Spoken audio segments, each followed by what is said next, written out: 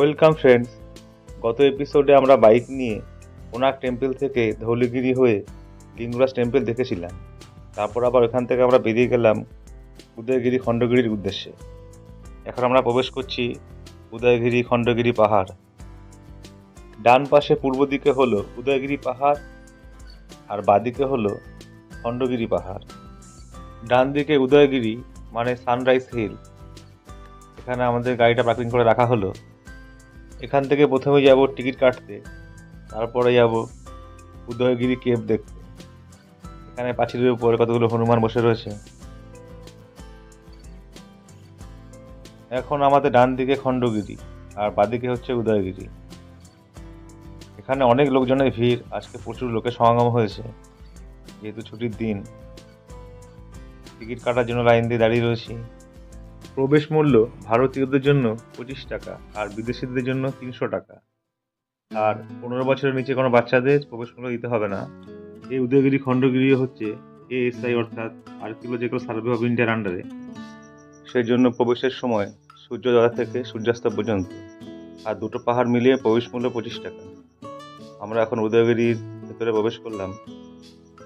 এই উদয়গিরি পাহাড়ে অনেক গুহা রয়েছে, কিছুটা আংশিক প্রাকৃতিক, কিছুটা আবার কৃত্রিমভাবে বানানো। আমরা এখন পাহাড়ের উপরের দিকে উঠছি।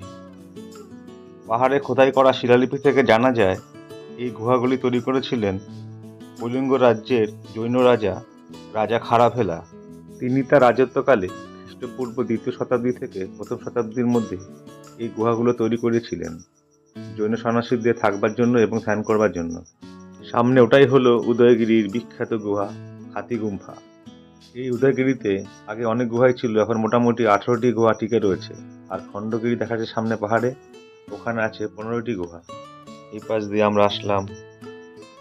সামনে এই হাতি গুম্ফাতেই আছে ব্রাহ্মী ভাষায় লেখা সেই বিখ্যাত শিলালিপি, যেটা লিখেছিলেন রাজা খারভেলা। তিনি তার রাজত্বকালে, আজ থেকে প্রায় 2150 বছর আগে। আগে এখানে একটা পাহাড়ই ছিল, এই পাহাড়টির নাম ছিল কুমারী পর্বত। এই ভুবনেশ্বর হলো মন্দিরের শহর, যেহেতু এখানে প্রায় 700-র উপরে মন্দির রয়েছে। ওই মন্দিরগুলো তৈরি করবার জন্য এই কুমারী পর্বতের পাথর ব্যবহার করা হয়েছিল। সেজন্য এই পর্বতটি দুটি খণ্ডে বিভক্ত হয়ে যায়। পূর্ব দিকে সানরাইজ হিল উদয়গিরি এবং পশ্চিমে খণ্ডগিরি। সামনে ওটাই খণ্ডগিরি পাহাড় এবং তার মাথায় আছে জৈন মন্দির, ভারতের জাতীয় পতাকা। এই উদয়গিরি পাহাড়ে মোট 18টি গুহা রয়েছে। সেগুলি হলো রানী গুম্ফা, বাজাঘরা গুম্ফা, ছোট হাতি গুম্ফা, অলকাপুরী গুম্ফা, জয়া বিজয়া, পানসা, ঠাকুরানী, পাতালাপুরী, মানকাপুরী এবং স্বর্গপুরী গুম্ফা, গণেশ গুম্ফা, জাম্বেশ্বর, ব্যাঘ্রা, সর্পা, হাতি, ধনাঘর, হরিদাসা, জগন্নাথ এবং রসই গুম্ফা। এদের মধ্যে বিখ্যাত গুম্ফা হলো রানী গুম্ফা, হস্তি গুম্ফা আর গণেশ গুম্ফা। আমরা এখন পাহাড়ের উপর দিকে উঠছি। দূরে আকাশ, সামনে খণ্ডগিরি পাহাড়, তার উপরে জৈন মন্দির। আর ডান দিকে এটাই হলো ব্যাঘ্র গুম্ফা, যেটা বাঘ গুম্ফা, বাঘের মতো মুখ। গুহাগুলির ভেতরে রয়েছে বিভিন্ন শিল্প ভাস্কর্যের কাজ, দেখতে বেশ ভালোই লাগছে। এখন আমরা উদয়গিরি পাহাড়ের উপরে আছি, চারদিকটা একটু ভালো করে দেখে নিচ্ছি। খণ্ডগিরি পাহাড়, ভুবনেশ্বর শহর পুরোটাই দেখা যাচ্ছে। এখান থেকে দেখা যাচ্ছে কলকাতা চেন্নাই হাইওয়ে NH-16, তার উপর গাড়ি যাচ্ছে। আজকে যেহেতু ছুটির দিন, এই জন্য টুরিস্টদের খুব ভিড়। পাহাড়ের পাশে আবার অনেক গাছপালাও আছে। উপর থেকে ভুবনেশ্বর শহরটা খুব সুন্দর লাগছে দেখতে। আর কিছুক্ষণ পর আমরা সামনে খণ্ডগিরি পাহাড়ে যাব। সামনে ওটাই হলো ভুবনেশ্বরের বিজু পট্টনায়ক ইন্টারন্যাশনাল এয়ারপোর্ট। কতগুলো প্লেন দাঁড়িয়ে রয়েছে, ভালোই দেখা যাচ্ছে। ভুবনেশ্বরে সব বড় বড় বিল্ডিং। ভুবনেশ্বর শহরটা এখান থেকে পুরো ভালোই দেখা যাচ্ছে আর দেখতে খুব ভালো লাগছে। গুহাগুলির বাইরে আবার নম্বরও দেওয়া আছে, যেমন হাতি গুম্ফা 14, গণেশ গুহা 10,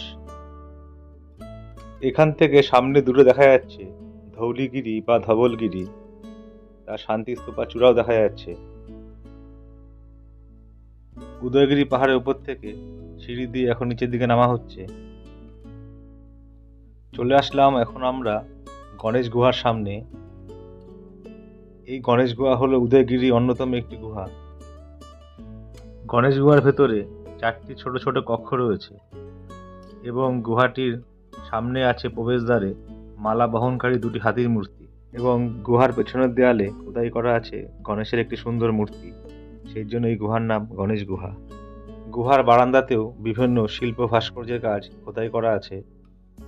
দূর থেকে ওই শিল্প ভাস্কর্যের কাজ দেখতে খুব ভালোই লাগছে, কারণ ভেতরে প্রবেশ নিষেধ।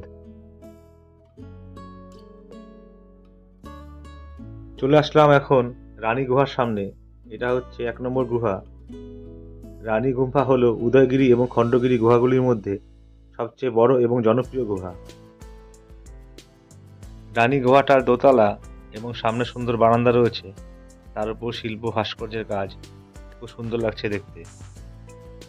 রানী গুহার স্তম্ভগুলিতে জৈন ধর্মীয় গুরুত্ব এবং রাজকীয় দৃশ্যের ভাস্কর্য দ্বারা সজ্জিত তোরণা রয়েছে। সিঁড়ি দিয়ে আরেকটু নিচের দিকে নামছি। সামনে এটা হলো বাজাঘর গুহা। এটা একটা ছোট্ট সাধারণ গুহা। এখানে একটি পাথরের বিছানা এবং বালিশ রয়েছে। এই বাজাঘরা গুহা প্রাচীনকালে জৈন সন্ন্যাসীদের আশ্রয়স্থল হিসেবে ব্যবহৃত হতো। সামনে ওটা হলো ছোট হাতি গুহা, আর তার পাশে আছে অলকাপুরী গুহা। ছোট হাতি গুহার সামনের দেয়ালে 6টি ছোট হাতির মূর্তি আছে। আর অলকাপুরী গুহা হলো একটি সিংহের মূর্তি, একটি ত্রাণ ভাস্কর্য রয়েছে। চলে আসলাম জয়া বিজয়া গুহার সামনে। এই গুহাটিতে অলংকার পরিহিতা একজন মহিলার মূর্তি খোদাই করা আছে এবং তার হাতে আছে একটি তোতা পাখি। উদয়গিরিতে অবস্থিত 18টি গুহার মধ্যে বেশিরভাগ গুহাই মানুষের তৈরি, কৃত্রিম বানানো। কেবলমাত্র বড় হাতি গুহাটাই প্রাকৃতিক। উদয়গিরি পাহাড়ের 18টি গুহা মোটামুটি দেখা হলো, খুব ভালোই লাগলো। এখানে উদয়গিরি গুহা সম্বন্ধে কিছু ইনস্ট্রাকশন দেওয়া রয়েছে, বিভিন্ন ভাষায় লেখা রয়েছে, গুহাগুলির মানচিত্র দেওয়া আছে। এখন আমরা এখান থেকে বেরিয়ে যাচ্ছি। এখন যাব খণ্ডগিরির দিকে। এই পাশ দিয়ে আমরা এসেছিলাম, আমরা যাব ডান দিকে। বাঁদিকেই হলো খণ্ডগিরি পাহাড়। তার আগে আমাদের কিছু লেবু পানির জল খেয়ে নিই, কারণ আজকে প্রচণ্ড গরম, প্রচুর ঘাম বেরিয়ে গেছে। লেবু জল খাওয়া হচ্ছে। বাঁদিকে খণ্ডগিরি পাহাড়ে এখন আমরা প্রবেশ করছি। আমাদের একবারই টিকিট কাটতে হবে 25 টাকা দিয়ে, এবং সেই টিকিটেই 2টো পাহাড়ে প্রবেশ করা যাবে। এখানে প্রচুর হনুমান আছে, হনুমান থেকে সাবধান, এদের খাবার না দিলে ছাড়ে না। এখন আমরা সিঁড়ি দিয়ে উপরের দিকে উঠছি। এখানে আবার সিঁড়িটা খুবই চড়াই। খণ্ডগিরি পাহাড়ে আছে 15টি গুহা। এই গুহাগুলি সোমবংশীয় রাজবংশের উদ্যোতকেশরী শাসনকালে সংস্কার করা হয়েছিল। এদিকে আছে দুর্গা মন্দির, পতিত পাবনা মন্দির। এই খণ্ডগিরি পাহাড়ের গুহাগুলি হল তাতোয়া গুহা, অনন্ত গুহা, তেঁতুল গুহা, খণ্ডগিরি গুহা, ধ্যান গুহা, নবমুনি, বারভুজি, চাসুলা, অম্বিকা, লাল তেন্দুকেশরী গুহা ইত্যাদি। গুহার সামনে এখানে হনুমান বসে রয়েছে, লাফালাফি করছে। এখানেও গুহার ভেতরে বিভিন্ন শিল্প ভাস্কর্যের কাজ রয়েছে, সেগুলো দেখতে ভালোই লাগছে। অম্বিকা গুহায় ঋষভনাথ ও অম্বিকা, এটা একটা শিকারের মডেল। খণ্ডগিরি পাহাড়ের এইসব গুহাতে বেশিরভাগ জৈন তীর্থঙ্করদের ভাস্কর্য খোদাই করা রয়েছে, যেমন পার্শ্বনাথ, ঋষভনাথ, মহাবীর। সিঁড়ি দিয়ে উঠে এখন যাচ্ছি জৈন মন্দিরের দিকে। মন্দিরটা খুবই সুন্দর। এখানে ক্যামেরা বা ভিডিও করা নিষেধ, সেই ইনস্ট্রাকশন দেওয়া রয়েছে। এই মন্দিরের ভেতরে রয়েছে একটি মহাবীরের মূর্তি। এখানে বেশি একটা ভিডিও করা হলো না। এখান থেকে নিচের ভুবনেশ্বর শহরের দৃশ্যটা খুব সুন্দর লাগছে দেখতে।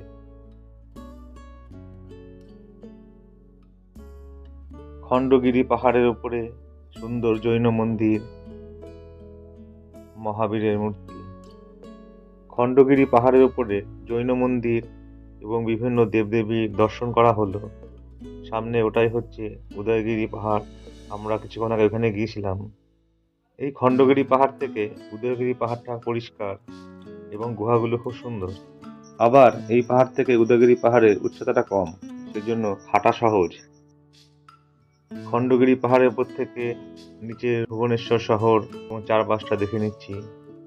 সামনে উদয়গিরি পাহাড়, তার গুহা, খুব সুন্দর লাগছে দেখতে। এখান থেকে মঞ্চপুরী, স্বর্গপুরী আর পাতালপুরী গুহা দেখা যাচ্ছে। উদয়গিরি এবং খণ্ডগিরি পাহাড়ের গুহা এবং শিল্প ভাস্কর্যের কাজ একদিনে দেখে শেষ করা যাবে না, কয়েকদিন সময় লাগবে। যাই হোক, যেটুখানি দেখলাম এতেই মন ভরে গেল। পাহাড় থেকে নিচে নেমে আসলাম। এখন আমরা এখান থেকে বেরিয়ে যাব। উদয়গিরি খণ্ডগিরি পাহাড়টা একটু দেখে নিচ্ছি। ভুবনেশ্বর শহরের মাঝখানে অবস্থিত। উদয়গিরি খণ্ডগিরি গুহাকে পূর্বে কটক গুহা বলা হতো। বাইক নিয়ে আবার আমরা চলতে শুরু করলাম। ডান দিকে খাবারের দোকান, বাঁদিকে এটা হলো খণ্ডগিরি জৈন টেম্পল এবং ধর্মশালা। এখন যাচ্ছি নন্দনকানন। এখান থেকে দূরত্ব প্রায় 18 কিলোমিটার। এই উদয়গিরি খণ্ডগিরি পাহাড় ওড়িশা রাজ্যের খোর্ধা জেলার অন্তর্গত। সামনে দেখা যাচ্ছে কলকাতা চেন্নাই হাইওয়ে NH16। ডান দিকে চেন্নাই, বাঁদিকে কলকাতা। আমরা যাব বাঁদিকে ভুবনেশ্বর, সেখানে আছে নন্দনকানন চিড়িয়াখানা। নমস্কার বন্ধুরা, আজ 12 অক্টোবর 2024 শনিবার। আমাদের কল্যাণী থেকে পুরী বাইক ট্রিপের আজকে তৃতীয় দিন। এটা হচ্ছে তৃতীয় দিনের তৃতীয় পার্ট। উদয়গিরি খণ্ডগিরি পাহাড় থেকে এখন আমরা যাচ্ছি নন্দনকানন। দেখতে থাকো বন্ধুরা, সঙ্গে থাকো। এক্সপিডিশন নোন উইথ রাজ।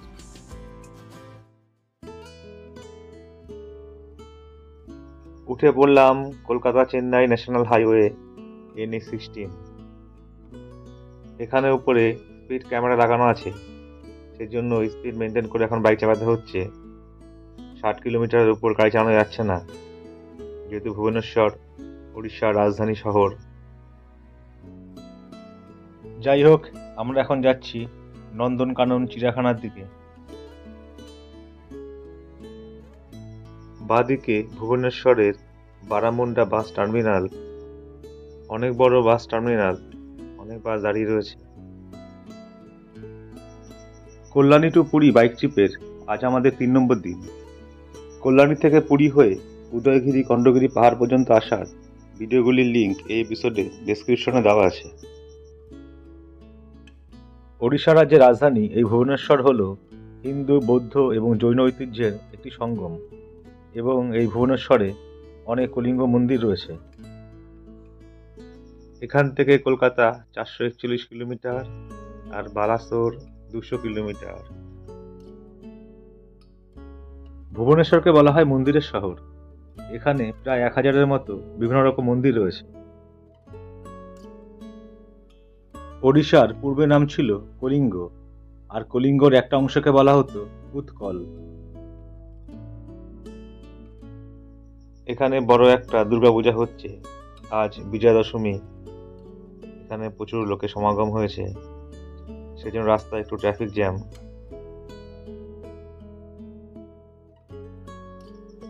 ডান দিকের ওটা হলো কলিঙ্গ ব্যাডমিন্টন স্টেডিয়াম। এর পাশেই আছে কলিঙ্গ ফুটবল স্টেডিয়াম, যেখানে ISL অর্থাৎ ইন্ডিয়ান সুপার লিগের ফুটবল খেলাগুলো হয়। Badminton stadium. আমরা NH16 ছেড়ে এখন নন্দনকানন রোডের উপর দিয়ে যাচ্ছি। ঘড়িতে এখন সময় 3:20। আমাদের দুপুরে খাবার এখনো খাওয়া হয়নি, সেজন্য এই হোটেলে প্রবেশ করলাম দুপুরে খাবার খাওয়ার জন্য। মাছ ভাত খাওয়া হচ্ছে এখন। খরচ পড়লো পার প্লেট 90 টাকা। Royal Bhubaneswar hotel. খাবারগুলো বেশ ভালোই ছিল। আর কিছুক্ষণ পরে আবার এখান থেকে বেরিয়ে যাব।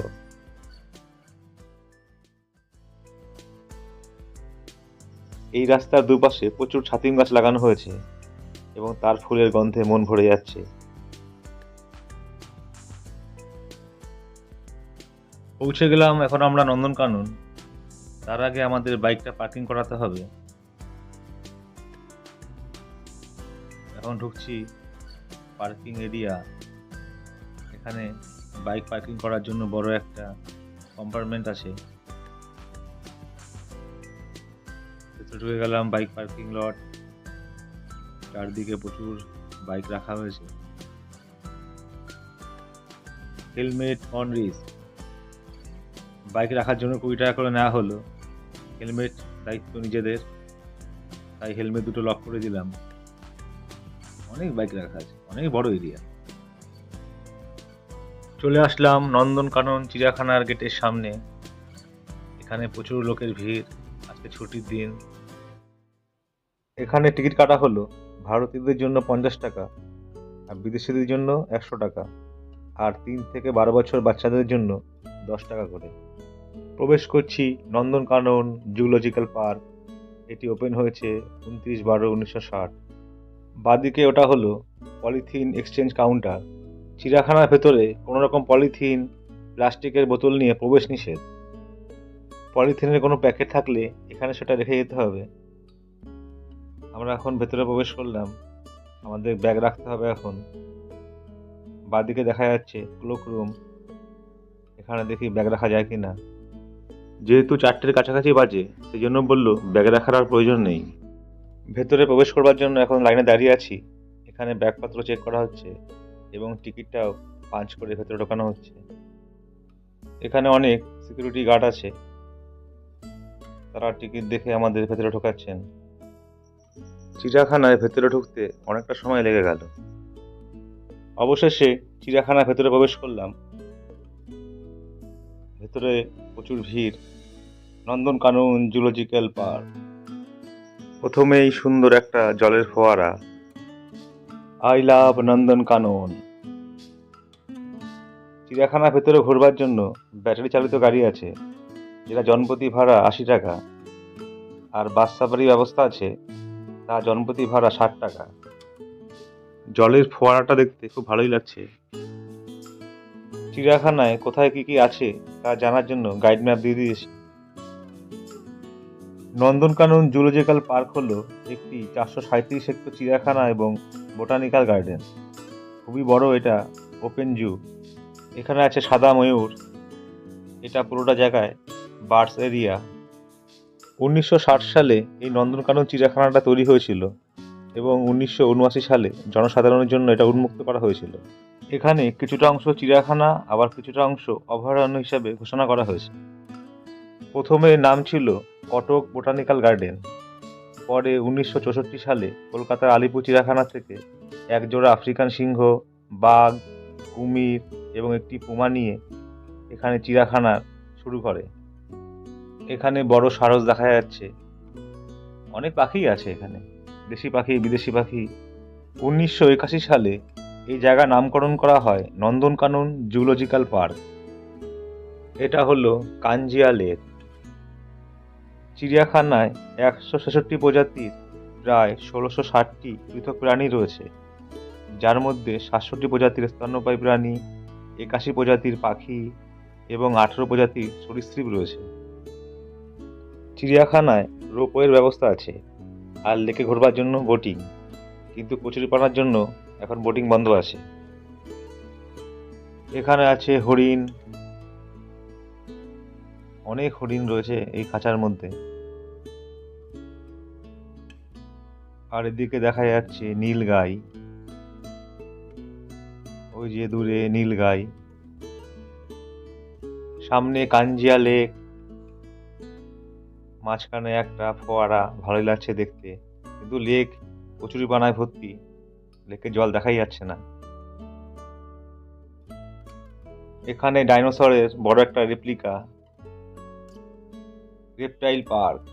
এখন আমরা প্রবেশ করছি সরীসৃপ এবং উভচর প্রাণী জগতে। মনে হচ্ছে যেন গুহার ভেতর ঢুকছি। এখানে বিভিন্ন রকমের গিরগিটি, কুমির, কচ্ছপ, সাপ, ব্যাঙ এসব রয়েছে। নন্দনকানন চিড়িয়াখানার বিশেষ আকর্ষণ হলো বাস সাফারি। সেখানে বাসে করে ঘোরানো হয় এবং বাঘ, সিংহ, হাতি, ভাল্লুক, ময়ূর এসব দেখানো হয়।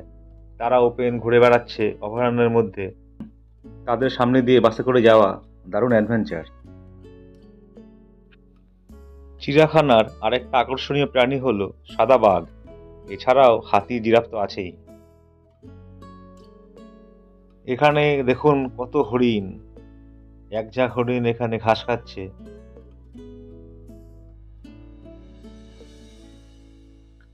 এখানে আছে হরিণ, সামনে নীলগাই, বাইসন, নীলগাই, আর এগুলো হচ্ছে এমু পাখি। অনেকগুলোই আছে এখানে এমু পাখি, ভালোই লাগছে দেখতে।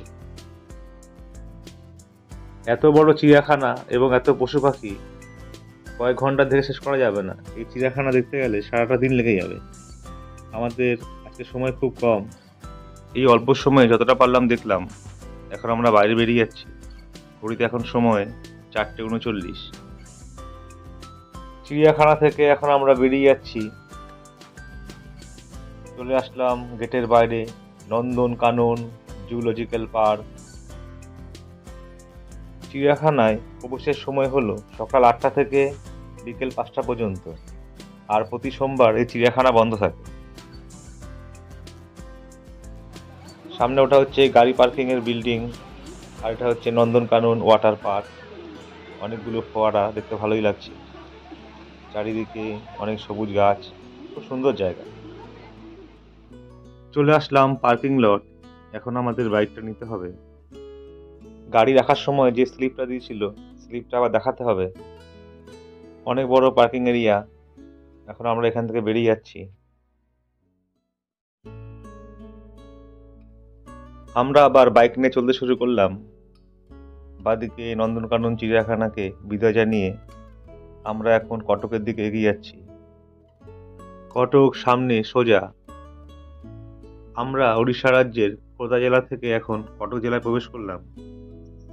ওপরে রেলের ওভারব্রিজ, ডান দিকে হচ্ছে খোর্ধা রোড জংশন, আর বাদিকে হচ্ছে রাউরকেল্লা। নন্দনকানন থেকেই শুরু হয়ে গেল আজ থেকে আমাদের বাড়ি ফেরা। রাত হবার আগে যতটা পারি সামনের দিকে এগিয়ে যাই। মহানদী রিভারের ক্যানাল পার হচ্ছি।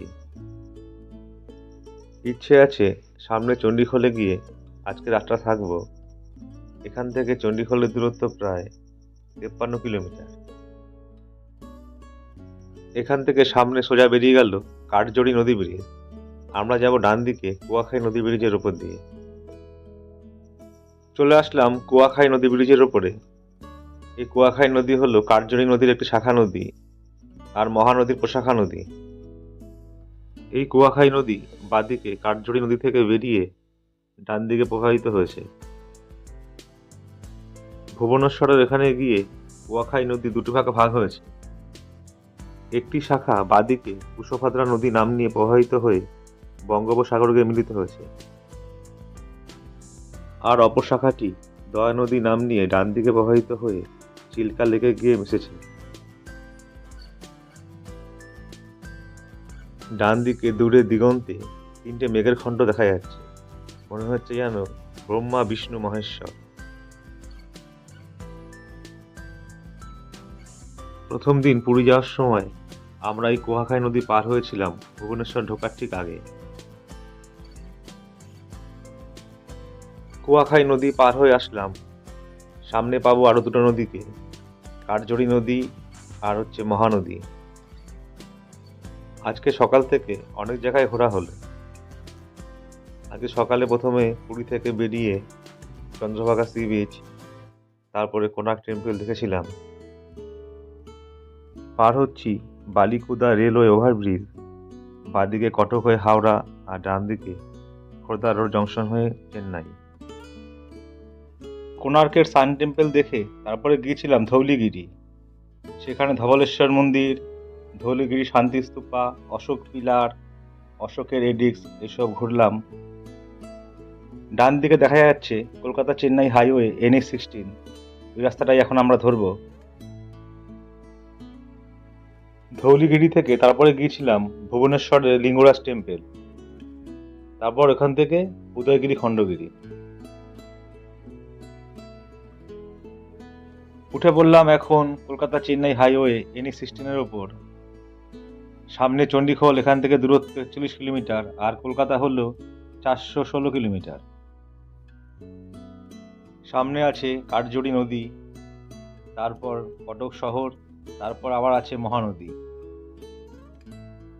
ডান দিকে হলো কটক শহরে যাওয়ার রাস্তা, আমরা যাব বাদিকে রাস্তাটা ধরবো, যেটা বালাসোর কলকাতা। এখান থেকে এখন আমাদের চেনা রাস্তা।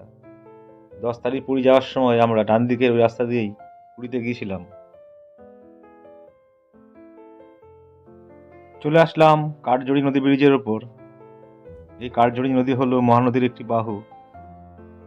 বাদিকে মহানদী থেকে এই নদী বেরিয়েছে, মহানদী শাখা নদী হিসাবে ডান দিকে প্রবাহিত হয়ে বঙ্গোপসাগর গিয়ে মিলিত হয়েছে। এই কাঠজোড়ি নদী বঙ্গোপসাগরে মিলিত হওয়ার আগে আবার অনেক শাখা প্রশাখা বিভক্ত হয়েছে, তাদের আবার বিভিন্ন রকম নাম আছে। শেষ হলো কাঠজোড়ি নদী ব্রিজ। এখন কটক শহরের ফ্লাইওভারের উপর দিয়ে যাচ্ছি। সামনে কটক মেন শহর, তারপর বাদিকে rail station Cuttack junction. Cuttack শহরের উপর দিয়ে যাচ্ছি, সেই জন্য এখানে একটু যানজট, প্রচুর গাড়ি। কটক শহরটা পার করলেই আবার সামনে আসবে মহানদী। কটক শহরের চারপাশেই আছে নদী। কটক শহরটা নদীর মাঝখানে অবস্থিত। সামনে দেখা যাচ্ছে কটকের রেল ওভারব্রিজ। চলে আসলাম মহানদী ব্রিজের ওপর। এই মহানদী হলো ভারতের একটি প্রধান নদী, ওড়িশা রাজ্যের দীর্ঘতম নদী। মহানদী ছত্তিশগড় এবং ওড়িশা রাজ্যের মধ্য দিয়ে প্রবাহিত হয়েছে, তারপর ডান দিকে অনেকগুলো শাখা প্রশাখা বিভক্ত হয়ে বঙ্গোপসাগরে মিলিত হয়েছে। মহানদীর দৈর্ঘ্য প্রায় 900 কিলোমিটার। 10 তারিখ পুরী যাওয়ার সময় আমরা ডান দিকের ওই পাশের ব্রিজ দিয়ে পুরীর দিকে গিয়েছিলাম। শেষ হলো এখন মহানদী ব্রিজ। ঘড়িতে এখন প্রায় 5:30টার মতো বাজে, এই জন্য চারদিকটা একটু অন্ধকার অন্ধকার হয়ে গেছে।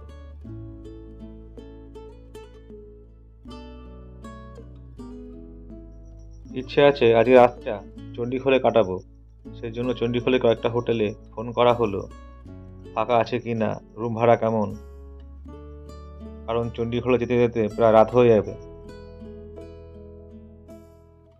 চলে আসলাম মঙ্গলি চক।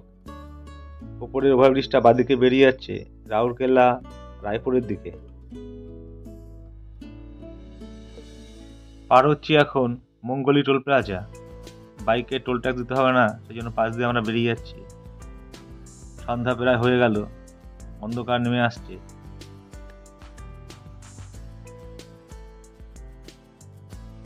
চণ্ডীখোলের দূরত্ব এখান থেকে 15 কিলোমিটার। পৌঁছে গেলাম চণ্ডীখোলে। এটা আমাদের হোটেল লোটাস। দুজনের ভাড়া পড়লো 500 টাকা। আজকের এপিসোডটা এখানে শেষ করলাম, কালকে আবার দেখা হবে। Good night.